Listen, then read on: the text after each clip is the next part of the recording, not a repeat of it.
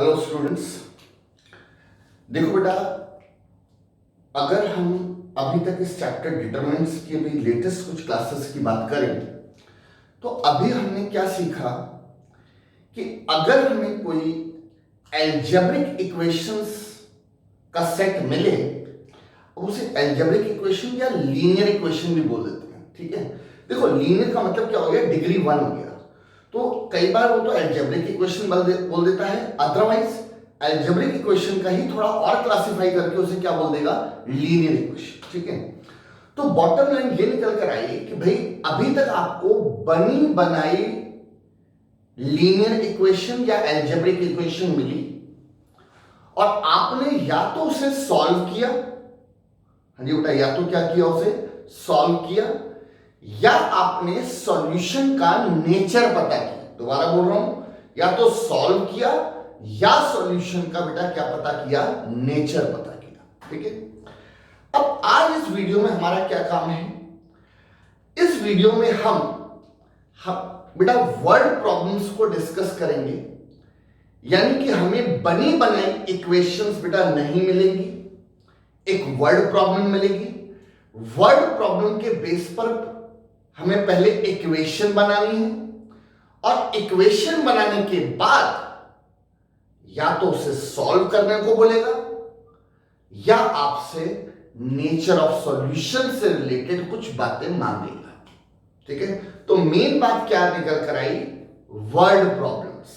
ठीक है, बनी बनाई इक्वेशन नहीं मिलेगी, इक्वेशन पहले बनानी पड़ेगी आपको। ठीक है, डन, क्लियर है यहां तक? बस ये जरूर बेटा मैं आपसे बोलूंगा कि जब आप बनी बनाई इक्वेशन मिलती थी अभी तक, आपको बहुत ध्यान से मेरी इस बात को सुनना, क्योंकि इससे बहुत फर्क पड़ेगा। अभी तक आपको बेटा जो बनी बनाई इक्वेशन मिल रही थी वो कैसी इक्वेशन मिल रही थी, हमेशा आपको एल्जेब्रिक इक्वेशन मिली, एल्जेब्रिक या लीनियर इक्वेशन मिली। और जब आप उसे सॉल्व करते थे या नेचर ऑफ सॉल्यूशन पता करते थे तो आप उस एल्जेब्रिक इक्वेशन से पहले क्या बनाते थे, मैट्रिक्स इक्वेशन बनाते थे। पहले एल्जेब्रिक इक्वेशन मिलती थी, उससे क्या बनाते थे, मैट्रिक्स इक्वेशन। और मैट्रिक्स इक्वेशन बनने के बाद या तो आप उसे सॉल्व करते थे या नेचर ऑफ सॉल्यूशन पता करते थे, राइट। बट वर्ड प्रॉब्लम्स में बेटा क्या होगा, आपको ध्यान से क्वेश्चन को पढ़ना पड़ेगा। कुछ वर्ड प्रॉब्लम्स में क्या होता है कि आपसे पहले वो एल्जेब्रिक इक्वेशन मांग लेता है, बाद में बेटा मैट्रिक्स इक्वेशन बनानी पड़ती है। कुछ वर्ड प्रॉब्लम्स में ऐसा भी होगा कि वो आपसे पहले मैट्रिक्स इक्वेशन मांगेगा और फिर वो मैट्रिक्स इक्वेशन से आपसे क्या मांगेगा, लीनियर इक्वेशन तैयार करवाएगा। ध्यान से दोबारा बोल रहा हूं, देखो बेटा सिंपल सी बात है, कंफ्यूज मत होना, बहुत इजी है, बट थोड़ा क्लियरिटी माइंड में चाहिए। ठीक है, एक हो गई सिस्टम ऑफ एल्जेब्रिक इक्वेशन। अच्छा, एक तो ये एल्जेब्रिक या लीनियर इक्वेशन हमारे लिए सेम है। ठीक है, तो मैं बार बार एल्जेब्रिक लीनियर बोलूंगा, आप कंफ्यूज हो जाओगे। अभी आप मान के चलो एक ही बात है। तो एक तो हो गया बेटा एल्जेब्रिक इक्वेशन, एक हो गई मैट्रिक्स इक्वेशन। ठीक है, वर्ड प्रॉब्लम आपके सामने होगी। कुछ वर्ड प्रॉब्लम्स में पहले वो आपसे क्या मांग लेगा, मैट्रिक्स इक्वेशन, बाद में एल्जेब्रिक बनानी पड़ेगी। और कई बार वर्ड प्रॉब्लम्स में क्या होगा कि आपसे मैट्रिक्स इक्वेशन और एल्जेब्रिक पहले मांगेगा और बाद में उस एल्जेब्रिक से आप क्या बनाओगे, मैट्रिक्स इक्वेशन। क्लियर है? तो बॉटम लाइन ये कि क्वेश्चन की लैंग्वेज को ध्यान से पढ़ लेना बेटा, क्योंकि अगर आगे पीछे कर दोगे तो नंबर काट लेगा। ठीक है ना, क्योंकि उसने जिस पैटर्न पे आपसे सॉल्यूशन मांगा है आपको उसी तरह से प्रेजेंटेशन देनी जरूरी है। ठीक है, आरी बात समझ, चलिए क्वेश्चन देखते हैं, अभी क्लियर हो जाएगा। तो हेडिंग डालिए बेटा टाइप 8। अब तक आप 7 टाइप्स मेरे असाइनमेंट के अकॉर्डिंगली खत्म कर चुके हो। नाउ बेटा टाइप 8, टाइप 8 में लिखिए word problems on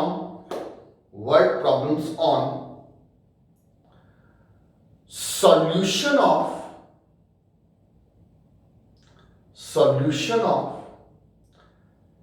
algebraic equations or on the basis of nature of solution of algebraic equations. ठीक है, या तो सॉल्यूशन पर या नेचर ऑफ सॉल्यूशन पर. ठीक है, बॉटम लाइन ये वर्ड प्रॉब्लम्स. ठीक है, तो नाउ मेरे असाइनमेंट के अकॉर्डिंगली, असाइनमेंट बेटा अभी आपके सामने नहीं है, कोई बात नहीं, मैं एक्सप्लेन करता हूं क्वेश्चन को, बाद में आराम से आप असाइनमेंट को सामने रखिएगा, राइट. और असाइनमेंट को सामने रखने के बाद फिर आप अपने रजिस्टर के सॉल्यूशन को देखना आ जाएगा सब, क्योंकि अगर पूरा क्वेश्चन बेटा मैं लिखवाऊंगा तो उसमें भी टाइम वेस्ट होगा, क्योंकि पूरी वर्ड प्रॉब्लम है. तो इसलिए पूरा क्वेश्चन ना लिखवा के सिर्फ उसको मैं क्या कर रहा हूं बेटा, एक्सप्लेन कर रहा हूं. ठीक है, तो नाउ सॉल्यूशन नंबर 51. ठीक है, असाइनमेंट का कौन सा क्वेश्चन है, 51. क्वेश्चन में बेटा एक्सप्लेन करता हूं. ठीक है, दो स्कूल्स हैं बेटा, ए और बी, स्कूल ए और स्कूल बी. ये अपने स्टूडेंट्स को कुछ मोरल वैल्यूज के ऊपर कुछ प्राइजेस देते हैं, कुछ अवार्ड्स देते हैं. अच्छा, ये क्या क्या वैल्यूज हैं? Honesty, punctuality, obedience. ठीक है, दो स्कूल हैं, अपने स्टूडेंट्स को किन मोरल वैल्यूज के ऊपर प्राइजेस दे रहे हैं? Honesty, punctuality, obedience. ठीक है, चलिए पहले स्कूल ए की बात करते हैं. स्कूल ए ने क्या डिसाइड किया है कि बेटा वो जो टोटल प्राइज मनी है, मतलब टोटल जो उनका बजट है रिलेटेड टू प्राइजेस, स्कूल ए का कितना है? 11,000. ये मैं बात कर रहा हूं बेटा स्कूल ए की. ठीक है, उनका बजट है 11,000, राइट. और वो इन वैल्यूज पर कितने कितने प्राइजेस दे रहे हैं? 5, 4, 3 रिस्पेक्टिवली. अब रिस्पेक्टिवली बोलने का मतलब सबसे पहले उसने क्वेश्चन में क्या बोला था? ऑनेस्टी बोला था, बाद में पंक्चुअलिटी बोला और फिर ओबीडियंस बोला. तो अब यहां पर उसने रिस्पेक्टिवली लगाने का मतलब 5 प्राइजेस वो किसके लिए दे रहे हैं? ऑनेस्टी के लिए, क्योंकि लैंग्वेज में सबसे पहले ऑनेस्टी है. ठीक है, फिर 4 प्राइजेस बेटा वो पंक्चुअलिटी के दे रहे हैं, और फिर वो 3 प्राइजेस किसके दे रहे हैं? ओबीडियंस के. तो 5, 4, 3 रिस्पेक्टिवली इतने इतने नंबर ऑफ प्राइजेस देंगे. ठीक है, और प्राइजेस देने का उनका जो बजट है वो कितना है? 11,000. ठीक है, डन. चलिए अब मैं बात करता हूं स्कूल बी की. स्कूल बी का जो बजट है वो है बेटा 10,700. ये स्कूल बी का बजट है. ठीक है, और ये कितने कितने प्राइजेस देते हैं? इन्होंने जो डिसाइड किया है स्कूल ने, वो क्या क्या डिसाइड किया बेटा? 4,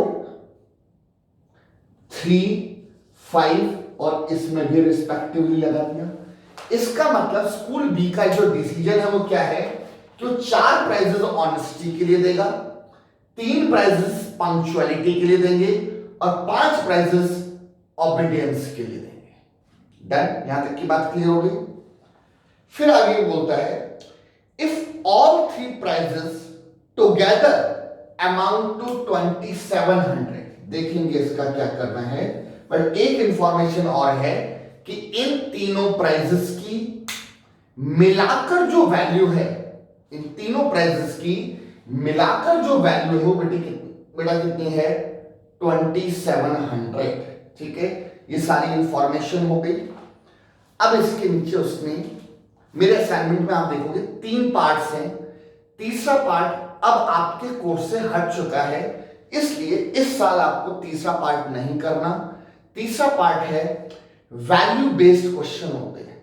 ठीक है, पर वो वैल्यू बेस्ड क्वेश्चन आपके कोर्स से लास्ट ईयर से ही अभी हट गए हैं. ठीक है, तो आप मेरे असाइनमेंट में, क्योंकि बेटा अभी उसको करेक्शन का टाइम, मुझे उसे हटाने का टाइम नहीं मिला, तो इसलिए बस मैं वैसे ओरल बता देता हूं कि जो 3 पार्ट है उनमें तीसरा पार्ट आपको नहीं करना, आपको सिर्फ पहले 2 पार्ट करने हैं। तो चलिए पहले पार्ट की बात करते हैं। क्या मांग रहा है?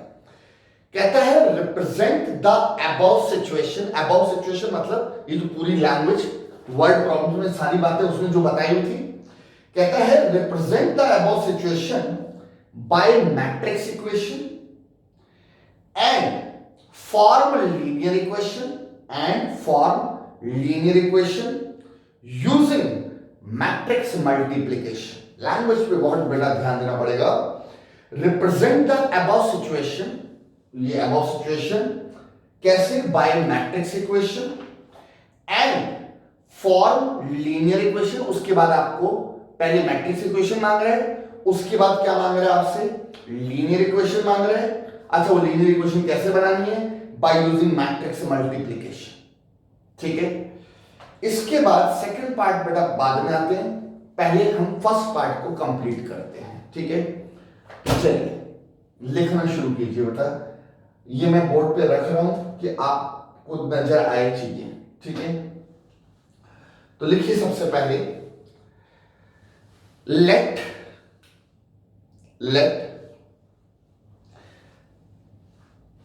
प्राइस वैल्यू ऑफ, यहां पे 3 तरह के प्राइजेस हैं। ठीक है, तो let price value of each honesty price. ठीक है बेटा, ऑनेस्टी है सबसे पहले, तो let price value of each honesty price right equal to, लिखिए ₹X। ईच ऑनेस्टी प्राइस को हमने क्या मान लिया? ₹X। नेक्स्ट लाइन लिखेंगे price value of each punctuality price. Each मतलब हर एक की मैं वैल्यू बता रहा हूं, ठीक है, उसको हम लेट कर रहे हैं। तो each punctuality price equal to ₹Y। And next line में price value of each obedience price, each obedience price equal to ₹Y। ठीक है, यहां तक की बात बेटा समझ आ गई? अच्छा, अब मैं आपको ये बेटा सॉल्यूशन नंबर 51, ठीक है, देखो बेटा मैं आपको समझाऊंगा एक तरीके से, प्रेजेंटेशन एक डिफरेंट तरीके से होगी। ठीक है, चलिए मैं इस सॉल्यूशन को 2 हिस्सों में डिवाइड कर देता हूं आपको समझाने के लिए। ठीक है, फिर क्या पहले नोट करना है, क्या बाद में नोट करना है, वो अभी आपको थोड़ी देर में बेटा समझ आ जाएगा। अभी आप बेशक थोड़ी देर के लिए नोट मत करो। ठीक है, पहले आप समझो मेरी बात। ठीक है, नोट बेशक आप पॉज करके बाद में आराम से नोट कर लेना, समझ लो। ठीक है, देखिए पहले मैं स्कूल ए की बात करता हूं। ठीक है, स्कूल ए, अभी बेटा मैं दोबारा बोल रहा हूं, नोट करने के लिए थोड़ा सा बेटा वेट करो। क्यों? क्योंकि मैं समझाऊंगा एक तरीके से, नोट करने का एक अलग तरीका होगा। ठीक है, चलिए सुनिए, स्कूल ए की बात करते हैं। ये 5 प्राइजेस किसके लिए देते हैं? ऑनेस्टी के लिए। ठीक है, एक ऑनेस्टी प्राइस की वैल्यू को आपने माना है X, एक ऑनेस्टी प्राइस की वैल्यू बेटा X, तो 5 ऑनेस्टी प्राइस की जो वैल्यू है वो कितनी आ जाएगी? 5X। एक ऑनेस्टी प्राइस X का, तो 5 ऑनेस्टी प्राइस की वैल्यू 5X।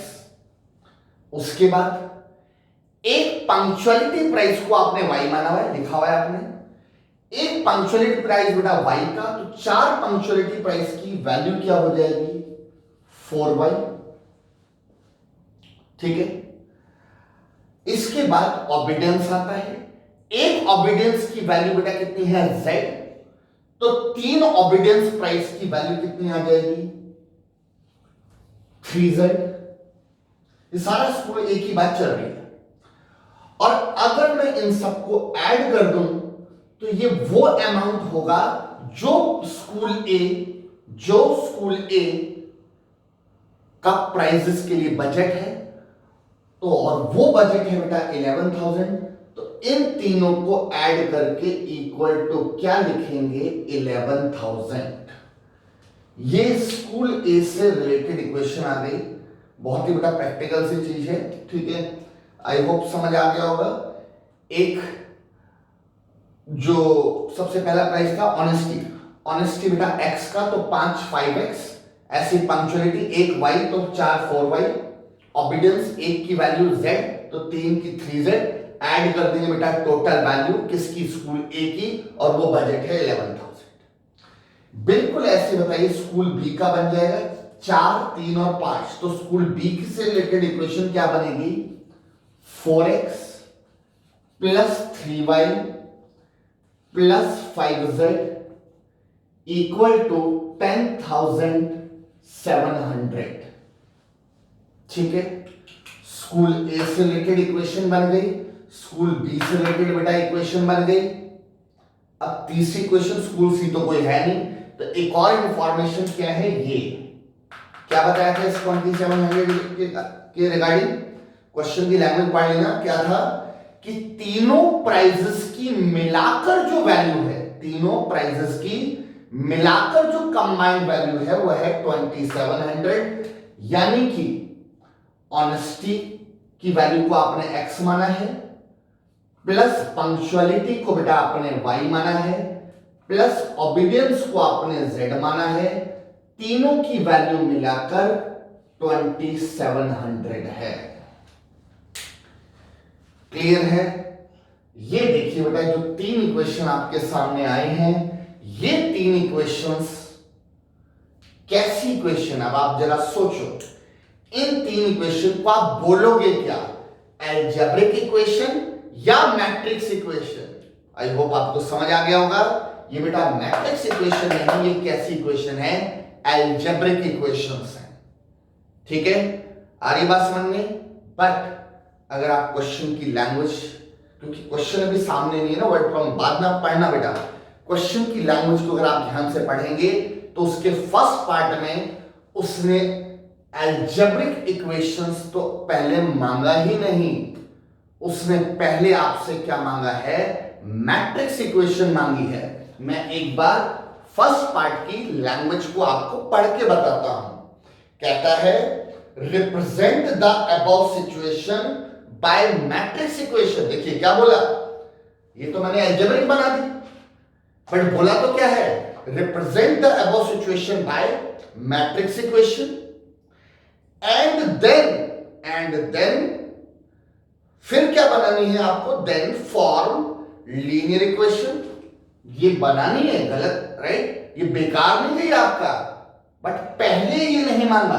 पहले क्या मांगा उसने, मैट्रिक्स इक्वेशन बताओ, ठीक है। उसके बाद कहता है लीनियर इक्वेशन बताओ। अच्छा कैसे बताओ, बाय यूजिंग मैट्रिक्स मल्टीप्लिकेशन।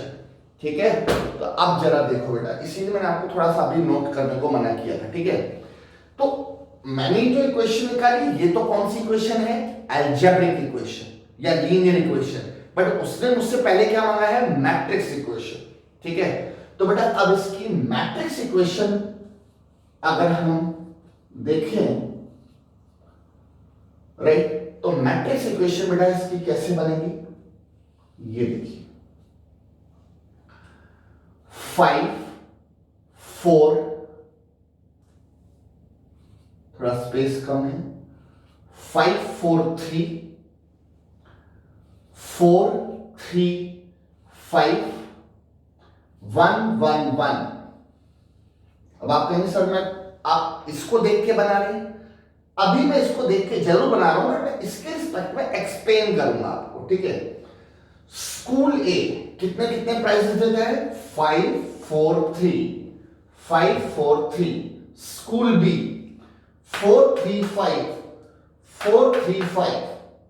ठीक है, और ये ईच वैल्यू एक ऑनेस्टी, एक पंक्चुअलिटी और एक ओबीडियंस 1 1 1, वो 2700 है। ठीक है, तो ये मैंने इनके बेसिस पे मैट्रिक्स बनाया। इनटू में क्या लिखा, एक्स वाई जेड। ये एक्स वाई जेड क्या चीज है, आपने बेटा ऊपर डिक्लेयर किया हुआ है कि आपने ईच ऑनेस्टी प्राइस को एक्स माना है, ईच ऑबिडियंस ईच ऑनेस्टी को आपने एक्स माना है। उसके बाद सेकंड नंबर पे था पंक्चुअलिटी को आपने वाई माना है, ऑबिडियंस को आपने जेड माना है। ठीक है, इक्वल टू मैट्रिक्स 11,000, 10,700, 2,700। ये देखो बेटा, जो आपके सामने वर्ड प्रॉब्लम है, ये जो मैंने पार्टीशन किया है लेफ्ट साइड में, ये उस वर्ड प्रॉब्लम की मैट्रिक्स इक्वेशन है, राइट साइड में ये उस वर्ड प्रॉब्लम की एल्जेब्रिक इक्वेशन है। दोनों मैंने आपके सामने बना दिए। अब बात आती है कि आपको आसान क्या लगता है। आई नो एल्जेब्रिक इक्वेशन बनाना आपके लिए ज्यादा आसान था, क्योंकि इस तरह की इक्वेशन आप छोटी क्लासेस से बना रहे हैं। ठीक है, बट उसने मुझसे एल्जेब्रिक मांगी ही नहीं पहले। उसने पहले क्या मांगी, मैट्रिक्स इक्वेशन। ठीक है, तो मैं आपको बेटा ये सजेस्ट करूंगा कि अगर आप मैट्रिक्स इक्वेशन पहले बना सकते हैं, बहुत अच्छी बात है, आप पहले बनाओ। ठीक है, उसके बेसिस पे बना दिया हमने, राइट। बट अगर आपको 1% भी कंफ्यूजन लगे कि नहीं ये मैट्रिक्स पहले इक्वेशन बनाने में थोड़ी गड़बड़ हो रही है, थोड़ी गलती हो सकती है, एल्जेब्रिक इक्वेशन बनाने में हम ज्यादा कंफर्टेबल हैं, तो कोई बात नहीं। जिस तरह से मैंने आपको सिखाया वही आप सॉल्यूशन में वही तरीका बना।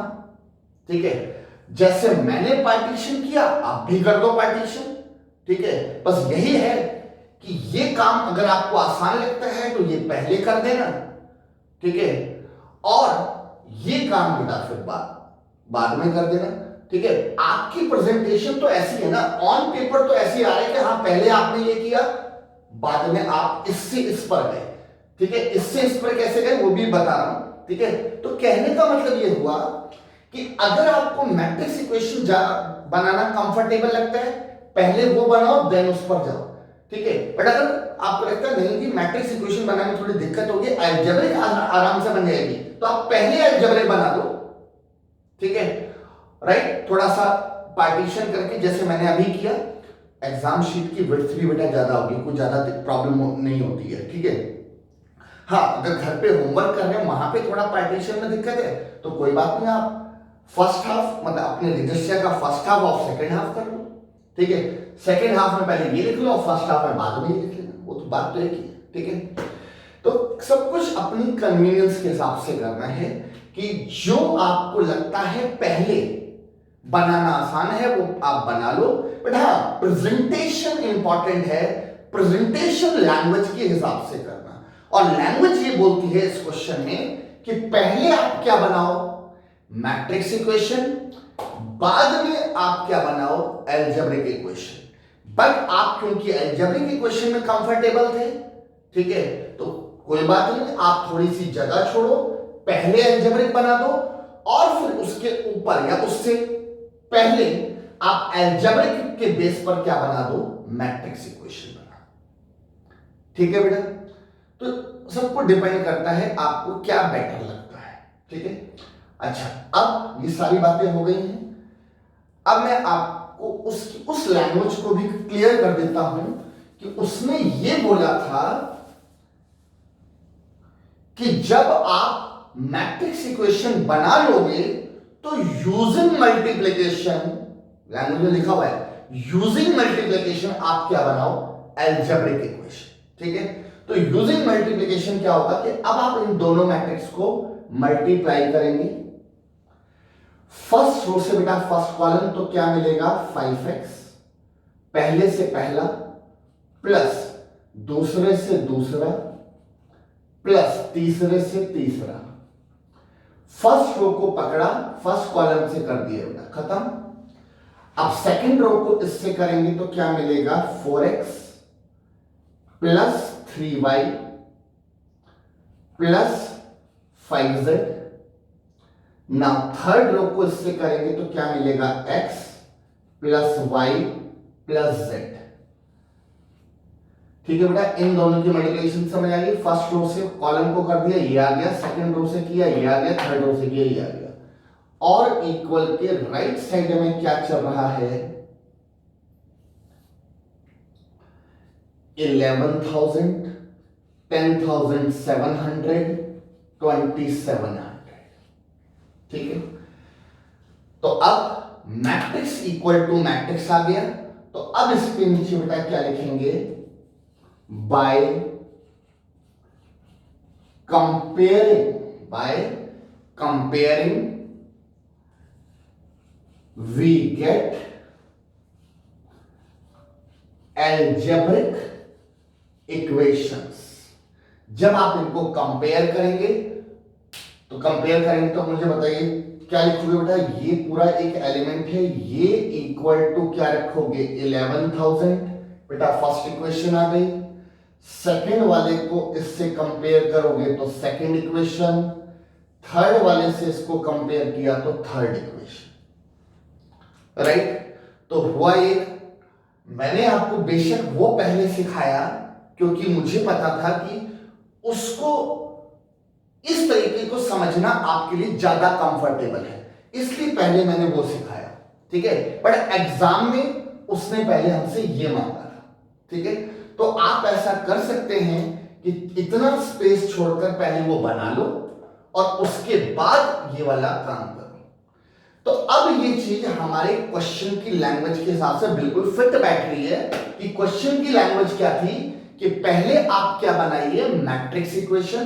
तो चलिए बेटा मैं यहां पे लिख देता हूं कि ये मैंने पहले क्या बनाई, मैट्रिक्स इक्वेशन। फिर मैंने इनको मल्टीप्लाई किया, उसमें बोला हुआ है कि बाय यूजिंग मैट्रिक्स मल्टीप्लिकेशन मैंने इनको मल्टीप्लाई किया, और उससे बोला है बाय यूजिंग मल्टीप्लिकेशन क्या बनाओ, एल्जेब्रिक। तो मैंने मल्टीप्लाई किया, फिर कंपेयर किया, और बाय कंपेयरिंग मुझे क्या मिल गया, एल्जेब्रिक इक्वेशन। और ये एल्जेब्रिक इक्वेशन ये रही थी। ठीक है, तो ये बेटा हमारे फर्स्ट पार्ट का आंसर है। उसमें मैंने बोला था 3 पार्ट हैं, तो फर्स्ट पार्ट वो कहता है यही है। ठीक है, राइट, मैट्रिक्स इक्वेशन, फिर मल्टीप्लिकेशन, प्रिपेयर क्या, एल्जेब्रिक इक्वेशन। डन। इसके बाद हम आते हैं बेटा सेकंड पार्ट पर। ठीक है, क्योंकि अभी फर्स्ट पार्ट में कहीं नहीं बोला कि सॉल्व करो। आप कहेंगे सर यहीं छोड़ दें, बेटा फर्स्ट पार्ट में बोला ही नहीं। फर्स्ट पार्ट की लैंग्वेज पढ़ना, मैट्रिक्स इक्वेशन यूजिंग मल्टीप्लिकेशन क्या बनाओ, एल्जेब्रिक बना दिया। ठीक है, अब देखते हैं सेकंड पार्ट में क्या बोलता है। सेकंड पार्ट में क्या बोलता है, is it possible to solve the system of equation so obtained using matrices. पूछ रहा है कि जो आपने ऑब्टेन किया एल्जेब्रिक इक्वेशन, क्या इसको सॉल्व करना पॉसिबल है। सॉल्यूशन नहीं मांग रहा बेटा, पूरी लैंग्वेज पे ध्यान देना। सॉल्यूशन नहीं मांगा, उसने सिर्फ ये पूछा कि क्या इसे सॉल्व करना पॉसिबल है, राइट। तो उसके लिए अब आपको जो मैंने आपको थ्योरी बताई थी, कंसिस्टेंट इनकंसिस्टेंट वगैरह वाली, वो सारी बातें आपको ध्यान आएंगी। ठीक है, तो उसके लिए अब आप क्या करोगे कि ये जो मैट्रिक्स है, तो अब आपको एक काम और करना पड़ेगा सेकंड पार्ट के लिए कि इस मैट्रिक्स की कुछ नेमिंग कर देंगे, ए एक्स इक्वल टू बी। तो अब आप क्या करेंगे, इस ए की बेटा क्या निकालोगे, डिटरमिनेंट वैल्यू निकालोगे। ठीक है, इस ए की डिटरमिनेंट वैल्यू क्या आएगी, 5 लिया, row and column drop, 3 minus 5, 3 minus 5। अगला एलिमेंट क्या लिया बेटा, माइनस का 4, row and column drop, 4 minus का 5, 4 माइनस 5 प्लस अगला एलिमेंट क्या लिया,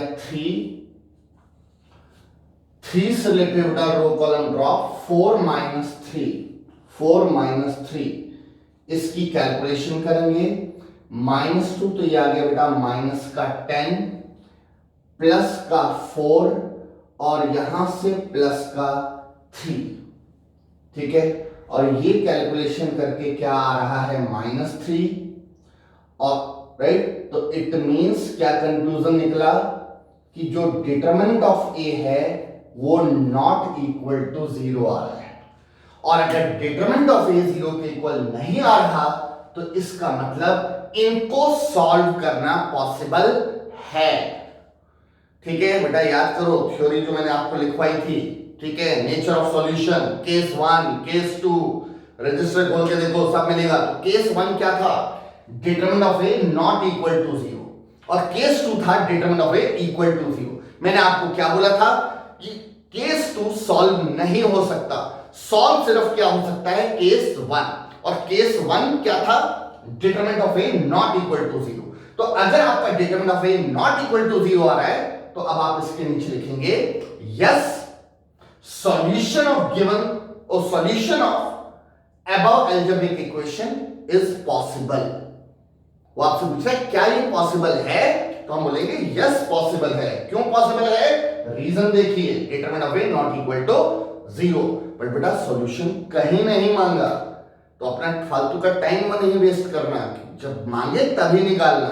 उसे सिर्फ इतना पूछा क्या सॉल्यूशन पॉसिबल है, तो मेरे सेकंड पार्ट का आंसर इतनी देर यहां तक लिखने के बाद आप लिखोगे यही वाला रीजन देके कि since determinant of A not equal to 0 it means the solution of above algebraic equation is possible. Possible है, यस। समझिए बेटा, तो सारी कहानी बेटा लैंग्वेज की है, थोड़ा भी इधर उधर हो गया तो सारी गड़बड़ हो जाएगी। ठीक है, राइट? समझ आ रहा है बेटा यहां तक? ये था हमारा क्वेश्चन नंबर 51। ठीक है, अब 51 के बेटा बिल्कुल सिमिलर मैं एक्सप्लेन करता जा रहा हूं फटाफट से। 51 हो गया पहला पार्ट, दूसरा पार्ट, तीसरा पार्ट छोड़ देना, करना ही नहीं है, वैल्यू एडिड खत्म हो गया है। ठीक है, इसके बाद बेटा 52, 53, 52 तो बेटा बिल्कुल सिमिलर है 51 के, तो वो तो आप कर लोगे। ठीक है, इसके बाद 53 को बस एक्सप्लेन कर रहा हूं, क्वेश्चन में आप पढ़ के देखना। 53 में ऐसी है वो पंक्चुअलिटी ऑर्बिटल कोई वैल्यू से रिलेटेड क्वेश्चन है, उसमें भी आपको 3 इक्वेशन बनानी है। उसमें एक ही स्कूल की बात चल रही हो, जैसे इसमें 2 स्कूल थे उसमें सिर्फ एक स्कूल की बात चल रही है, और उसी एक स्कूल से रिलेटेड आपको 3 इक्वेशन बनानी है। बना लोगे बेटा बड़े आराम से, नहीं आएगा तो आप मुझसे डिस्कस कर लेना।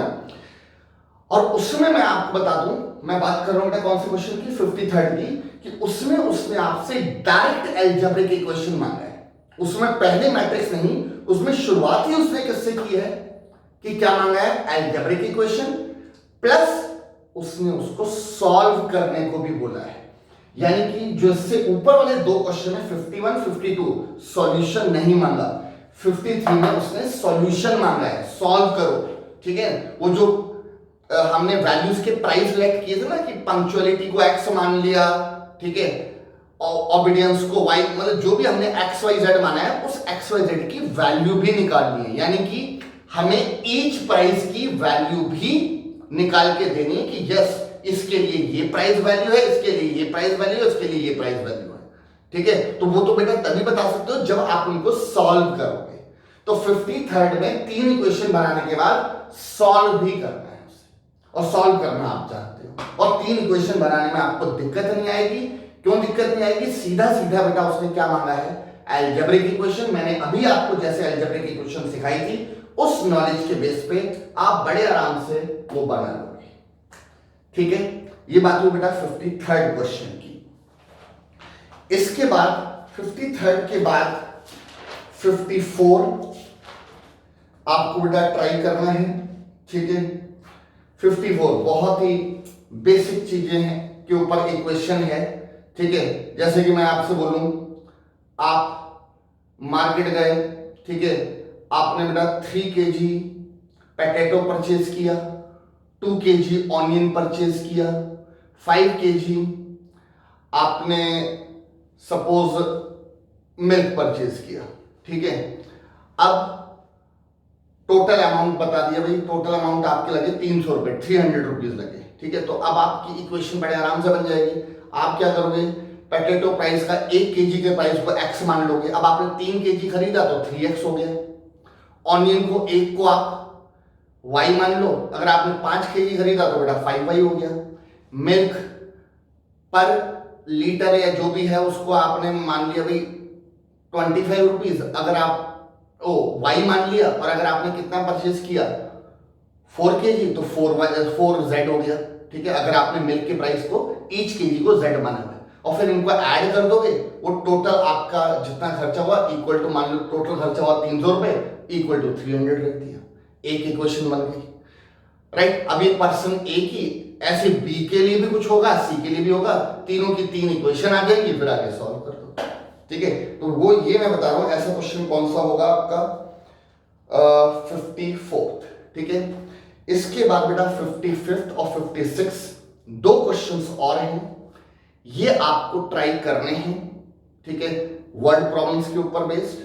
अगर हो जाते हैं आराम से, मतलब मेरे हिसाब से बेटा हो जाएंगे, कोई बहुत बड़ी प्रॉब्लम नहीं है वर्ड प्रॉब्लम्स, ठीक है, क्योंकि छोटी क्लासेस से आप इक्वेशंस वगैरह बना रहे हो तो आप बना लोगे। बट फिर भी अगर कोई दिक्कत आए, परेशानी आए, आप मुझे बताना, मैं उस वर्ड प्रॉब्लम की आपको इक्वेशन बना के दे दूंगा। और एक बार इक्वेशन बना के दे दूंगा तो सॉल्यूशन तो आई होप आप कर लोगे, क्योंकि पिछली 1-2 क्लासेस से आप सॉल्यूशन कर रहे हैं, ठीक है।